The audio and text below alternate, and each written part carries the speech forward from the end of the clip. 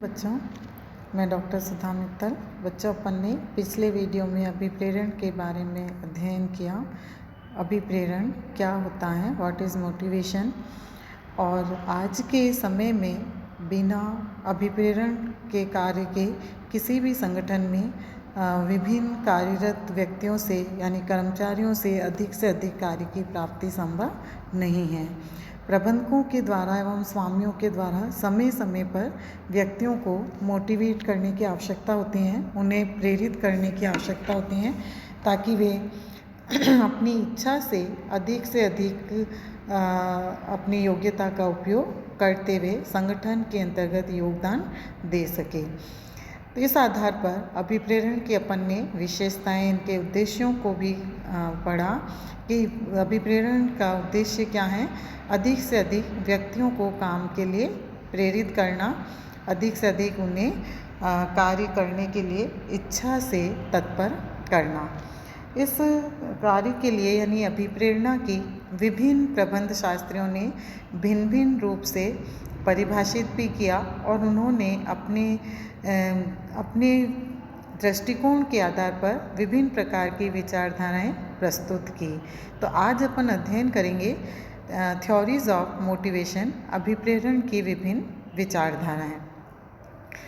आज का समय हम देखते हैं कि एक जो आज का समय वो बहुत ही चैलेंजिंग कार्य का है, यानी चुनौतीपूर्ण कार्य है कि संस्था में कार्यरत कर्मचारियों को किस प्रकार पर्याप्त रूप से अभिप्रेरित किया जाए। तो इसलिए कि यह कर्मचारी व्यवहार से संबंधित है और कर्मचारी व्यवहार क्या होता है, परिवर्तनशील होता है। वो हर समय चेंज होते रहते हैं, उनमें परिवर्तन होता रहता है। तो जिस एक बात या साधन से एक कर्मचारी अभिप्रेरित होता है, तो ये ज़रूरी नहीं है कि दूसरा कर्मचारी भी उसी बात से या साधन से अभिप्रेरित होगा, अथवा प्रथम कर्मचारी जितना अभिप्रेरित हुआ है तो दूसरा कर्मचारी भी उतना ही अभिप्रेरित होगा। तो ये आवश्यक नहीं है। तो इस समस्या का हल करने के लिए अनेक विद्वानों ने यानी प्रबंध शास्त्रियों ने अभिप्रेरण की विभिन्न विचारधाराओं का प्रतिपादन किया और उनके द्वारा ये प्रयास किया गया कि किस तरीके से अभिप्रेरण की विधियों का उपयोग किया जाए ताकि अधिक से अधिक कर्मचारी उन साधनों से या उन बातों से अभिप्रेरित हो सके। तो इसमें जो मुख्य विचारधाराएं दी हैं प्रबंध शास्त्रियों ने, उसमें जैसे मास्लो की आवश्यकता की क्रमबद्धता विचारधारा। प्रबंध शास्त्री मास्लो ने व्यक्ति की आवश्यकताओं को एक क्रम के रूप में निश्चित किया कि एक व्यक्ति किस तरह से अपनी आवश्यकताओं की पूर्ति करता है। तो उन आवश्यकताओं को उन्होंने क्रम दिया और सबसे पहली कौन सी आवश्यकता है, उसके बाद व्यक्ति कौन सी आवश्यकता को पूरी करता है। तो इस तरह से 5 आवश्यकताओं को उन्होंने निर्धारित करते हुए एक क्रम दिया और उसके आधार पर यह निश्चित किया कि व्यक्ति की आवश्यकताओं का अध्ययन किया जाए, उनकी आवश्यकताओं को देखा जाए और उन आवश्यकताओं को पूरा करते हुए उनको अभिप्रेरित किया जाए। इसी प्रकार से हर्ट्ज़बर्ग की द्विघटक विचारधारा। हर्ट्ज़बर्ग ने द्विघटक विचारधारा के नाम से अभिप्रेरण की ये थ्योरी प्रस्तुत की है और उन्होंने व्यक्ति के जो विशेषताएं हैं, उनकी प्रकृति हैं, उनको 2 भागों में डिवाइड किया और उन्होंने एक्स और वाई सिद्धांत के आधार आरोग्य घटक और अभिप्रेरण घटक, ये 2 घटक के नाम से उन्होंने व्यक्ति को कैटेगराइज करते हुए उनको अभिप्रेरित करने का प्रयास किया। मैकग्रेगर की एक्स एवं वाई विचारधारा। मैकग्रेगर ने व्यक्ति की विशेषताओं को एक्स एवं वाई के नाम से अलग अलग भागों में विभाजित करते हुए और उन्हें उसी रूप में प्रेरित करने का प्रयत्न किया। विलियम आउची की जेड विचारधारा। ब्रूम की आशा विचारधारा। कर्मचारी केंद्रित पर्यवेक्षण विचारधारा। तो ये विभिन्न प्रकार की विचारधारा इन सभी प्रबंध शास्त्रियों के द्वारा प्रस्तुत की गई और संगठन में इनमें से किसी भी विचारधारा को ध्यान रखते हुए प्रबंधकों के द्वारा कर्मचारियों को अभिप्रेरित करने का कार्य किया जाता है और उन्हें काम के लिए मोटिवेट करते हुए उनकी इच्छाओं को जागृत किया जाता है। पहली जो देखेंगे हम विचारधारा मास्लो की आवश्यकता की क्रमबद्धता विचारधारा, Maslow's need hierarchy theory. American मनोवैज्ञानिक एच मास्लो ने इस विचारधारा का प्रतिपादन सन 1943 में किया था। मास्लो की आवश्यकता क्रमबद्धता विचारधारा के अनुसार मानवीय आवश्यकताओं को एक क्रम में व्यवस्थित कर समय विशेष पर प्रबल आवश्यकता की संतुष्टि कर उसके व्यवहार को यानी व्यक्ति को अभिप्रेरित किया जा सकता है। तो इसलिए मास्लो के अकॉर्डिंग हमें सबसे पहले व्यक्तियों की आवश्यकताओं का अध्ययन करना आवश्यक होगा, तभी हम ये तय कर पाएंगे कि व्यक्ति की कौन सी आवश्यकता पूरी हो चुकी है और कौन सी आवश्यकता से वो असंतुष्ट हैं, तो उसको ध्यान रखते हुए ही उसको प्रेरित किया जा सकता है। आवश्यकताओं का मास्लो ने वर्गीकरण किया है, क्लासिफिकेशन ऑफ नीड्स। तो एच मास्लो ने अपनी पुस्तक a theory of human motivation में मानवीय आवश्यकताओं के स्पष्ट वर्गीकरण के साथ साथ विभिन्न आवश्यकताओं के क्रम को भी निर्धारित किया, जो इस प्रकार से, जैसे पहली फर्स्ट जो आवश्यकता है वो है शारीरिक आवश्यकताएं, फिजियोलॉजिकल नीड्स। शारीरिक या जीवन संबंधी जीवन निर्वाह आवश्यकताएं मास्लो की आवश्यकताओं की क्रमबद्धता में सबसे प्रथम स्तर की आवश्यकताएं हैं। और इन आवश्यकताओं में कौन सी आवश्यकताएं सम्मिलित होती हैं? भोजन, हवा, पानी, मकान एवं रहने की जगह और यौन संपर्क आदि प्रमुख हैं। ये आवश्यकताएं मनुष्य को सर्वाधिक अभिप्रेरित करती हैं। मनुष्य को इन आवश्यकताओं की अनुभूति बार बार होती है। मनुष्य का एक बार इन आवश्यकताओं से संतुष्ट हो जाने का अर्थ यह नहीं होता कि वे आवश्यकताएं सदैव के लिए समाप्त हो गई या फिर उत्पन्न नहीं होगी। तो इन आवश्यकताओं के पूरा न होने पर मनुष्य का जीवन निर्वाह कठिन हो जाता है और उनकी मृत्यु तक हो जाते हैं। तो इसलिए इन आवश्यकताओं की पूर्ति होने पर ही मनुष्य की अन्य आवश्यकताएं जन्म लेती हैं। और लेकिन इस संबंध में एक महत्वपूर्ण जो बात है वो है कि जो ही ये आवश्यकताएं पूरी हो जाती हैं वैसे ही मनुष्य को अभिप्रेरित नहीं करती। इस संबंध में मैकग्रेगर ने कहा कि एक संतुष्ट आवश्यकता व्यवहार के लिए अभिप्रेरक नहीं है। यानी कि शारीरिक आवश्यकताएं एक ऐसी आवश्यकताएं हैं, एक इस प्रकार की नीड्स हैं जो हर व्यक्ति को होती हैं और हर व्यक्ति जब तक इन आवश्यकताओं की पूर्ति नहीं कर लेता है तो वो अपना जीवन निर्वाह यानी अपना जीवन यापन नहीं कर सकता है। तो इसलिए सबसे बेसिक इसको प्राथमिक आवश्यकताओं के नाम से भी जाना जाता है। और मास्लो ने इन आवश्यकताओं के अंतर्गत ये प्रयास किया कि कर्मचारियों की ये जो बेसिक आवश्यकताएं हैं, क्या उसके पास रहने के लिए घर या जगह है, क्या वो उसके पास भोजन की पर्याप्त व्यवस्था है, क्या वो अपनी इस तरह की जो रहने के लिए खाने के लिए भोजन, रहने के लिए मकान और पहनने के लिए कपड़े इत्यादि। तो ये सब जब आवश्यकताएं उसकी पूरी हो जाती हैं तभी वो अगली आवश्यकता के लिए प्रेरित हो सकता है।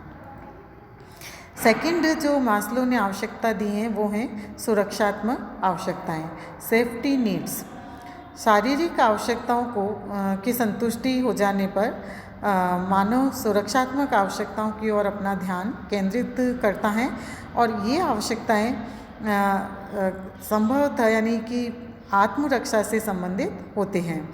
इनमें आर्थिक एवं मनोवैज्ञानिक सुरक्षा सम्मिलित होती हैं और कार्य के संबंध में प्रत्येक अध्ययनों ने आर्थिक सुरक्षा पर बल दिया है। यानी कि हर व्यक्ति अपनी आर्थिक सुरक्षा चाहता है और जब उसके पास पर्याप्त उसको वेतन या पर्याप्त धन प्राप्त होता है तो उसमें से कुछ धन राशि को वो बचा कर रखने का प्रयत्न करता है ताकि वो भविष्य के अंदर आर्थिक दृष्टि से सुरक्षित रह सके।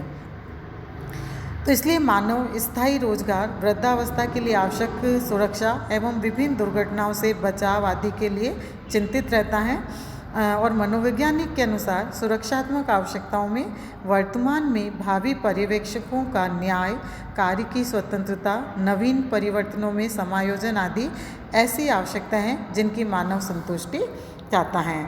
और आजकल अपन देखते हैं कि किसी भी व्यक्ति के द्वारा ये प्रयास किया जाता है कि जब उसको पर्याप्त वेतन मिलता है या पर्याप्त रोजगार उसे मिल रहा है तो वो उसमें से कुछ राशि अपने जीवन रक्षा के लिए यानी बीमा इंश्योरेंस के रूप में इन्वेस्ट करता है, ताकि कभी भी उसके साथ किसी भी प्रकार की दुर्घटना हो तो वो उससे बच सके, उस दुर्घटना का सामना कर सके। इसी प्रकार से वो अपने वृद्धावस्था के लिए भी कुछ राशि बचा कर रखता है, सेविंग करता है और इस तरह से अपने आप को सुरक्षित रखने का प्रयत्न करता है।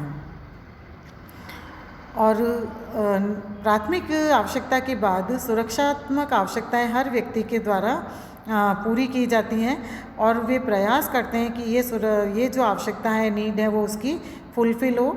और जब तक वो इस आवश्यकता की पूर्ति नहीं करता है तो वो किसी भी रूप में अधिक काम करने के लिए प्रेरित नहीं हो सकता है। तो इसलिए आजकल संगठन के अंतर्गत प्रबंधकों के द्वारा या स्वामियों के द्वारा समय समय पर कर्मचारियों को बोनस के रूप में या उनकी पेंशन योजना या उनकी चिकित्सा व्यवस्था, रहने की आवासीय सुविधा, इस तरह की अतिरिक्त सुविधाएं उन्हें प्रोवाइड कराते हैं ताकि वो काम के लिए प्रेरित हो सके और अपने आप को सुरक्षित अनुभव कर सके। तीसरी जो आवश्यकता है वो है सामाजिक आवश्यकताएं, सोशल नीड्स। मानव की शारीरिक एवं सुरक्षात्मक आवश्यकताओं की संतुष्टि हो जाने के पश्चात सामाजिक आवश्यकताएं उसके व्यवहार को प्रभावित करने वाली सबसे प्रमुख आवश्यकताएं होती हैं। जैसे मनुष्य अपने संगठन का सम्मानित सदस्य बनना चाहता है। जिस समूह में, जिस समाज में वह रहता है तो वो ये प्रयास करता है कि उस समाज के अंतर्गत उसका अपना एक पहचान बने, एक उसका सम्मानपूर्वक स्थिति को वो प्राप्त करे। तो इस प्रकार की उसकी नीड उत्पन्न होती हैं और वो उस आवश्यकता को पूरी करने के लिए प्रभावित होता है, उसका प्रयास करता है।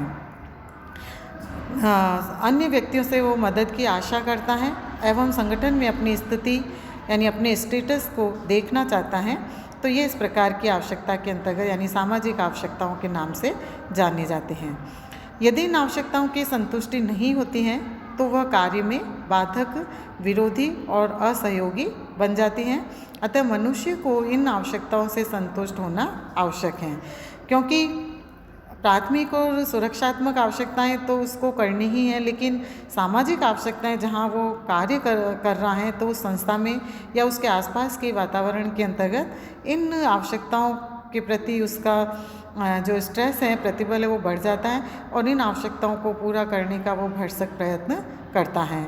और वो ये प्रयास करता है कि जहाँ वो कार्य कर रहा है तो उस वातावरण के अंतर्गत वो अपने आप को सम्मानित पद पर रखना चाहता है और उसमें यह अनुभव, वो ये इस प्रकार की फीलिंग रखता है कि साथ में काम करने वाले कर्मचारी या प्रबंधक वर्ग या अन्य व्यक्ति उसके प्रति आदर भाव रखे, उसको सम्मान दे, उसकी आशाओं को पूरी करे और इस प्रकार से वो इन आवश्यकताओं को पूरा करने का प्रयत्न करता है। तो इसलिए प्रबंधकों के द्वारा कर्मचारियों की इस आवश्यकता की पूर्ति के लिए समय समय पर ये देखा जाता है कि कर्मचारी जो कार्य कर रहा है तो वो किस प्रकार से कर रहा है। अगर वो कार्य अच्छे तरीके से करता है तो उसे पुरस्कृत किया जाता है, उसको रिवॉर्ड दिया जाता है और इस प्रकार से उसे और अधिक मोटिवेट करने का प्रयत्न किया जाता है ताकि कर्मचारी अपनी जो सोशल नीड्स हैं उसको पूरा कर सके।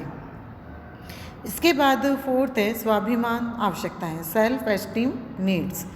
आवश्यकताओं की क्रमबद्धता में व्यक्ति की सामाजिक आवश्यकताएं संतुष्ट हो जाने पर स्वाभिमान या अहंकारी आवश्यकताएं, इसको इगोस्टिक नीड भी कहते हैं, ये जन्म लेती हैं।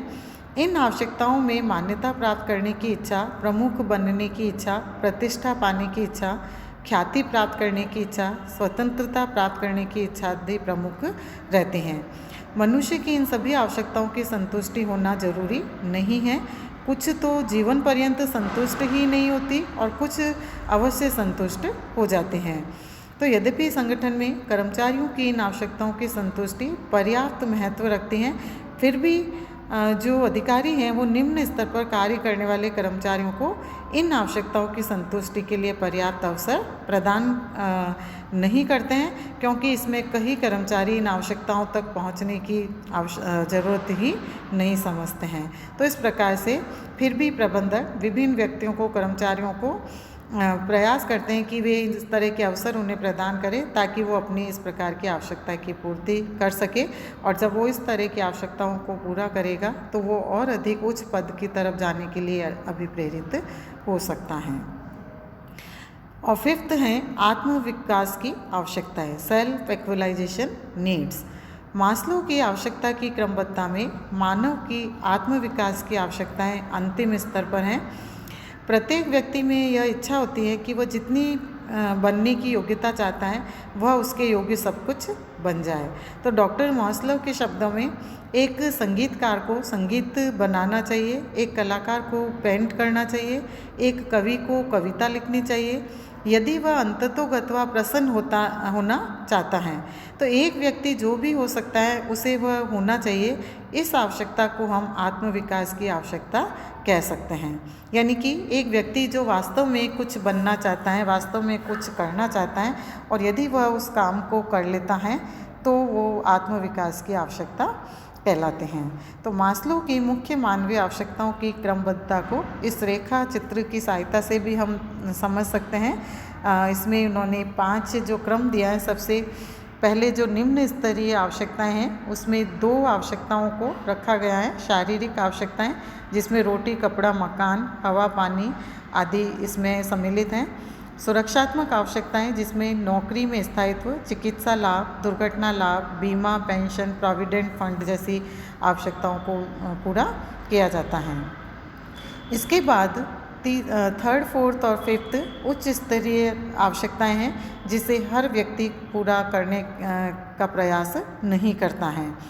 जैसे सामाजिक आवश्यकताएं, उसमें प्यार, मित्रता, आत्मीयता, अपनत्व, यहाँ ये आवश्यकता एक कर्मचारी पूरी करना चाहता है और प्रबंधक उसे कर्मचारियों को ऐसे अवसर देते हैं ताकि वो अपनी सोशल नीड्स को पूरा कर सके, क्योंकि इस तरह की आवश्यकताएं यदि पूरी नहीं होती हैं तो कर्मचारियों के द्वारा कार्य में एक बाधक स्थिति भी उत्पन्न की जा सकती हैं। स्वाभिमान आवश्यकताएं जिसमें आत्मसम्मान, प्रशंसा, पद, मान्यता, आत्मविश्वास, स्वतंत्रता आदि इस प्रकार की नीड्स को इसमें पूरा करने का प्रयत्न व्यक्तियों के द्वारा किया जाता है।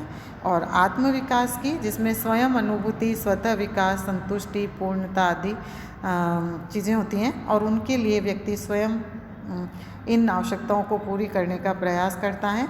और यदि वो वास्तव में अपना आत्मविकास करना चाहता है तो जो वो करना चाहता है, जिसको प्राप्त करना चाहता है, वो उस कार्य को पूरा करता है और अपनी इस नीड्स को पूरा करते हुए अपने जीवन में आगे बढ़ता है। तो मास्लो के अनुसार व्यक्ति आवश्यकताओं के उक्त रेखा चित्र के क्रम में अपनी आवश्यकताओं की संतुष्टि करता है और आवश्यकताओं के अगले स्तर पर जाने के पूर्व पहले के स्तर की आवश्यकता की संतुष्टि करना वो ज़्यादा उचित समझता है। जब व्यक्ति पहले स्तर की आवश्यकता की संतुष्टि कर लेता है तब वह अगले स्तर की आवश्यकताओं की संतुष्टि हेतु प्रयत्न और शक्ति का प्रयोग करता है और इस प्रकार वह इस क्रम में निरंतर आगे बढ़ता जाता है। लेकिन हमको ये भी ध्यान रखना चाहिए कि आगे बढ़ने की सीमा प्रत्येक व्यक्ति में भिन्न भिन्न होती हैं। जरूरी नहीं है कि सभी व्यक्ति एक ही प्रकार एक क्रम तक पहुंच पाए। तो इसलिए संक्षेप में एक व्यक्ति को अधिक कार्य करने हेतु अभिप्रेरित करने के लिए निम्न स्तर की आवश्यकताओं को संतुष्ट करना आवश्यक होता है और उसके बाद उच्च स्तर की आवश्यकताओं को संतुष्ट किया जाता है। इसकी कुछ मान्यताएं हैं, एजम्पशंस हैं। मास्लो की मानवीय अभिप्रेरण की ये विचारधारा निम्नलिखित मान्यताओं पर आधारित है। ये इसके अंदर इसकी जो मुख्य मान्यता है कि मानवीय आवश्यकताएं अनंत होती हैं। आवश्यकताओं को उनके महत्व के आधार पर एक व्यवस्थित क्रम में रखा जा सकता है। संतुष्ट आवश्यकता मानवीय व्यवहार को अभिप्रेरित नहीं करती हैं। लोगों को असंतुष्ट आवश्यकताओं को ज्ञात करके ही उनको अभिप्रेरित किया जा सकता है। मानव आवश्यकताओं की संतुष्टि हेतु प्रयासरत रहने वाला प्राणी है। उच्च स्तरीय आवश्यकता तब तक व्यक्ति के व्यवहार पर प्रभुत्व स्थापित नहीं कर पाती हैं जब तक कि निम्न स्तरीय आवश्यकताओं की संतुष्टि न हो जाए। व्यक्ति को कार्य करने के लिए प्रेरित करने के संदर्भ में उच्च स्तरीय आवश्यकताओं के महत्वपूर्ण बनने के पूर्व ही निम्न स्तरीय आवश्यकताओं को संतुष्ट करना होगा। निम्न स्तर से उच्च स्तर की आवश्यकताओं की ओर बढ़ने की सीमा प्रत्येक व्यक्ति में भिन्न भिन्न होते हैं। तो ये इसकी प्रमुख एजम्पशंस हैं, मान्यताएं हैं, और इस आधार पर व्यक्ति अपनी आवश्यकताओं की पूर्ति करते हुए आगे बढ़ता है। इसके मूल्यांकन को हम देखें तो मास्लो की आवश्यकता क्रमबद्धता विचारधारा का मूल्यांकन पक्ष में जो इसके तर्क हैं वो हम देख सकते हैं कि मास्लो द्वारा प्रतिपादित सिद्धांत आशावादी दृष्टिकोण पर आधारित है। यह विचारधारा आवश्यकता की प्रकृति और प्राथमिकताओं को स्पष्ट करती है और इसलिए मानवीय व्यवहार को समझने और उसका विश्लेषण करने में ये बहुत आसानी रहती है। यह सिद्धांत स्वाभाविक, सरल और तर्कयुक्त हैं। इस विचारधारा से किसी उपक्रम में अभिप्रेरण की समस्याओं को समझने और उन्हें हल करने की काफ़ी हद तक सहायता मिलती है।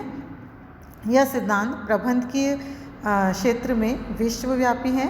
यह विचारधारा अभिप्रेरण कार्यक्रम बनाने में सहायक है क्योंकि असंतुष्ट आवश्यकताओं के आधार पर इन कार्यक्रमों एवं योजनाओं का निर्माण किया जा सकता है और यह सिद्धांत विकसित एवं विकासशील दोनों ही प्रकार के देशों में लागू होती हैं। यह विचारधारा यह भी स्पष्ट करने में सक्षम है कि विभिन्न व्यक्ति समान परिस्थितियों में भिन्न भिन्न व्यवहार क्यों करते हैं, क्योंकि हर व्यक्ति की अलग तरह की आवश्यकता होती है और वो अपनी आवश्यकता को संतुष्ट तभी कर पाता है जब उसे उनके अकॉर्डिंग उनको वातावरण और उनको सुविधाएं उपलब्ध कराई जाए। मास्लो की आवश्यकता क्रमबद्धता विचारधारा का मूल्यांकन विपक्ष में तर्क अथवा इसकी आलोचनाएं भी बताई जा सकती हैं कि यह आवश्यकताओं का वर्गीकरण उपयुक्त नहीं है। यह मान्यता उचित नहीं है कि जब तक निम्न स्तर की आवश्यकता संतुष्ट नहीं होगी तब तक उच्च स्तर की आवश्यकता का जन्म नहीं होगा। एक साधारण व्यक्ति इतना दूरदर्शी नहीं है कि वह अपनी भावी आवश्यकताओं का पहले से ही अनुमान लगा ले। आवश्यकताओं के स्तर को कई अन्य घटक भी प्रभावित करते हैं जिनका मास्लो ने अपनी विचारधारा में ध्यान नहीं रखा। आलोचकों का विचार है कि व्यक्ति मास्लो द्वारा बताए गए क्रम में अपनी आवश्यकताओं को संतुष्ट नहीं करते हैं। मानव की आवश्यकताओं का यह वर्गीकरण अंतिम नहीं है। उन्होंने स्वयं इसे स्वीकार किया कि आगे चलकर दो अतिरिक्त आवश्यकताएं अर्थात एकीकरण की आवश्यकताएं और आध्यात्मिक आवश्यकताएं विकसित होती हैं। कई बार कुछ आवश्यकताएं जैसे यौन संबंध एवं अहम संतुष्टि के साथ साथ घटती नहीं है वरन बढ़ जाती हैं, जिन पर नियंत्रण तथा इनकी असंतुष्टि असंभव हो जाती हैं। तो इस विचारधारा की यह भी मान्यता है कि मनुष्य की आवश्यकता एक समय में एक ही प्रकार की होती हैं जो गलत है। इसका कारण यह है कि व्यवहार में व्यक्ति की एक समय में एक से अधिक आवश्यकताएं भी होती हैं और वो एक साथ विभिन्न प्रकार की उन समस्त आवश्यकताओं को भी पूरा करने का प्रयत्न करता है। तो उक्त आलोचनाओं के उपरांत भी हम यह स्वीकार किया जाता है कि मास्लो की विचारधारा प्रबंध के जगत में बहुत लोकप्रिय है और इसका ज्ञान अभिप्रेरण के लिए एक आधार का कार्य करता है। संतुष्टि में वृद्धि व्यक्ति को अधिक मेहनत से कार्य करने के लिए प्रोत्साहित कर सकेगी और यह अवधारणा आधुनिक परिस्थितियों में अपना विशिष्ट स्थान रखती है और जटिल मनोवैज्ञानिक अभिप्रेरणात्मक प्रक्रिया को सरल बनाने में इसका योगदान महत्वपूर्ण रहा है। तो इस प्रकार से मास्लो की आवश्यकता क्रमबद्धता विचारधारा एक अत्यंत ही महत्वपूर्ण और एक आधुनिक विचारधारा में विशेष अपना स्थान रखती हैं। धन्यवाद। All the best.